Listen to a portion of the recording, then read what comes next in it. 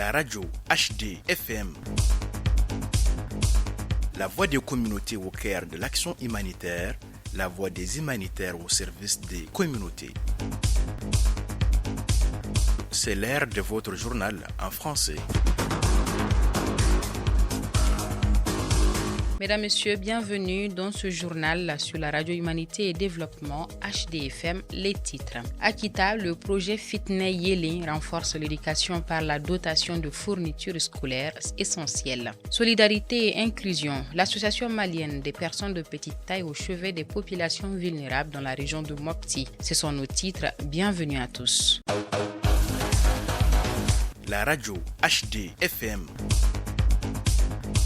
Dans le cadre du projet Fitness Yeli, financé par l'Union européenne, un geste concret pour l'éducation a été posé à Kita. 120 écoles de la région ont reçu des fournitures scolaires essentielles, 120 cartons de craie, 24 cartons de stylos, du papier rame et 340 kits de matériel didactique. Écoutons maintenant M.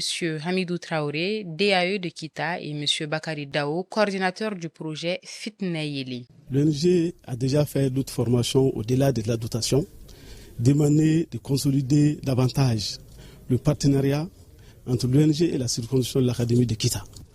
Il a été constaté que les écoles, dans l'ensemble des 1620 écoles partenaires du projet, il y a une fréquente violation des droits sexuels et reproductifs à l'endroit de nos filles et des violences basées sur les genres. Raison pour laquelle le consortium d'ONG Azik Diablo, financé par la délégation de l'Union européenne au Mali, a initié ces 10 projets dans les soucis de les aider à éradiquer ces fléaux. L'Association malienne des personnes de petite taille, AMPPT, a posé un geste concret en faveur des populations les plus vulnérables. Au cours de cette initiative, l'association a remis des vivres et des non-vivres venant directement en aide aux familles et communautés en difficulté, une action qui illustre l'engagement de l'AMPPT pour le soutien social et l'inclusion. Écoutons Mme Diara Kadi Bari, présidente de l'AMPPT, et M. Lamine Namou, préfet de Mopti. Nous devons penser à eux et contribuer, surtout ce mois qui doit arriver bientôt. C'est un mois de cohésion sociale qu'on doit vraiment s'aider entre humains. C'est un mois béni du Ramadan. Donc on doit se donner la main pour aider les uns et les autres, vraiment pour que ce mois soit un grand soulagement pour le peuple malien. Une activité qui s'inscrit en droite ligne de la vision du président de la transition, son Excellence le général d'armée Assimi Goïta, chef de l'État, qui depuis 2021 s'est engagé à allouer les 2/3 de son fonds de souveraineté aux œuvres sociales. Suivez maintenant les brefs sur Radio Humanité et Développement. En bref, le district de Koro, dans la région de Bandiagara, fait face depuis avril 2025 à un afflux massif de réfugiés burkinabés. Selon les dernières données publiées au 31 décembre 2025, plus de 51 000 nouveaux arrivants ont été enregistrés, portant à plus de 71 000 le nombre total de réfugiés dans la zone. Face à cette situation, le Haut Commissariat des Nations Unies pour les réfugiés, HCR, en coordination avec les autorités et ses partenaires, a renforcé sa réponse d'urgence dans les domaines de la protection des abris, de l'eau, de l'assainissement, de la sécurité alimentaire et de l'éducation. Des actions concrètes ont été menées, notamment l'enregistrement biométrique des réfugiés, la distribution de kits WASH, l'appui en vivres et transfert monétaire, la mise en place d'abris semi-permanents et d'espaces temporaires d'apprentissage. Malgré des avancées significatives, des besoins importants persistent, soulignant la nécessité de poursuivre les efforts pour répondre à cette crise humanitaire et renforcer la résilience des communautés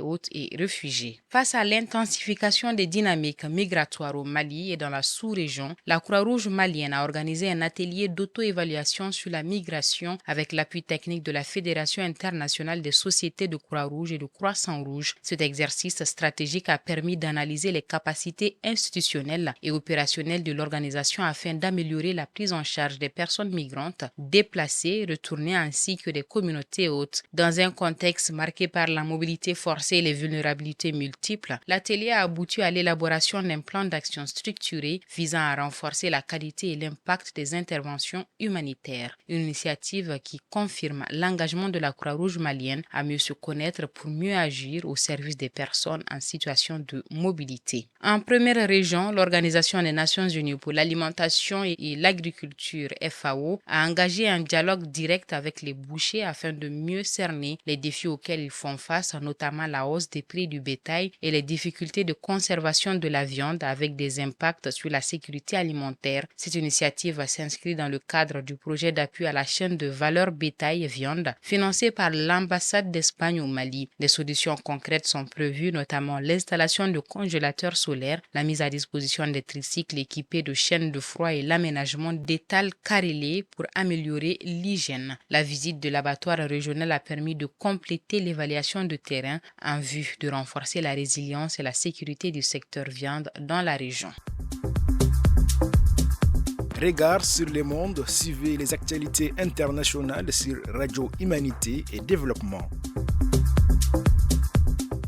Un mot de l'international. L'Indonésie prépare une mission humanitaire pour Gaza, jusqu'à 8000 soldats prêts pour une future mission axée sur protection civile et reconstruction. Des millions de personnes dans l'est de la République démocratique du Congo sont à la limite de la famine. Des zones entières sont isolées par les combats entre groupes armés, rendant l'accès humanitaire extrêmement difficile. La violence et les déplacements forcés et la rupture des chaînes d'approvisionnement aggravent la crise alimentaire. L'enjeu est de protéger les civils et de garantir l'acheminement de l'aide dans les zones les plus touchées. Enfin, face à la crise énergétique et alimentaire à Cuba, le gouvernement mexicain a envoyé plus de 800 tonnes de fournitures humanitaires comprenant des vivres, du matériel médical et des produits essentiels. Le Chili et la Russie ont également annoncé leur participation à l'assistance, marquant une réponse régionale aux besoins croissants sur l'île. C'est ainsi que s'achève cette édition de votre journal sur Radio Humanité et Développement HDFM. Merci de l'avoir suivi. Restez à l'écoute de nos programmes sur les ondes. Retrouvez-nous également sur nos différentes plateformes digitales. Cette édition vous a été présentée par Bibata Mamotouré avec la mise en onde assurée par Saline Djouara. À très bientôt sur la Radio Humanité et Développement HDFM.